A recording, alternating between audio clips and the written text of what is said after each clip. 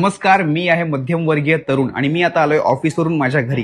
पण मी घरी आल्या सुरू होतं, संकेत ते जरा लाईट बिल भर आणि मी बाजारात जाते किराणा भरायला, तर मला 5,000 रुपये फक्त दे. दादा ऐक ना, आपण कुठेतरी फिरायला जाऊयात मस्तपैकी. 6-7 महिने झाले आपण कुठे गेलोच नाही होत. संकेत, अरे माझा जरा मित्र ऍडमिट आहे हॉस्पिटलला, त्याला जरा बघायला जायचंय. जरा 10,000 रुपये देतोस काय? हो, पाठवतो ना. होईल ना आपल्याकडून पैशांची? घरातला तरुण मुलगा आहे ना मी. माझ्याकडनं ह्या सगळ्या अपेक्षा नाही ठेवणार, मग कुणाकडनं ठेवणार? पण खरं सांगू का, 30-40 हजाराच्या पगारात हे एवढं सगळं मॅनेज करणं म्हणजे कामागुम होतो आम्ही तरुण मुलं. खूप टेन्शन येतं. पण जेव्हा आम्हाला टेन्शन येतं ना, तेव्हा आम्ही आमच्या आयुष्यातल्या त्या व्यक्तीला फोन करतो.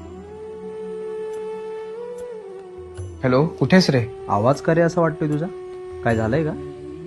काय नाही, थँक्यू फॉर एव्हरीथिंग. ए बाबा, काय जीव बीव देतोस की काय? नाही, कोणत्याही अपेक्षा न ठेवता माझ्या आयुष्यात अजूनपर्यंत आहेस ना, त्यासाठी थँक्यू.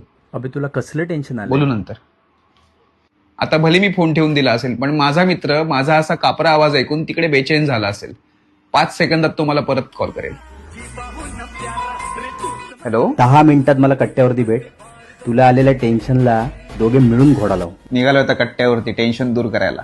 नखरे करणारी गर्लफ्रेंड ठेवण्यापेक्षा ना, शिव्या घालणारे मित्र ठेवा. टेन्शन लगेच जाईल.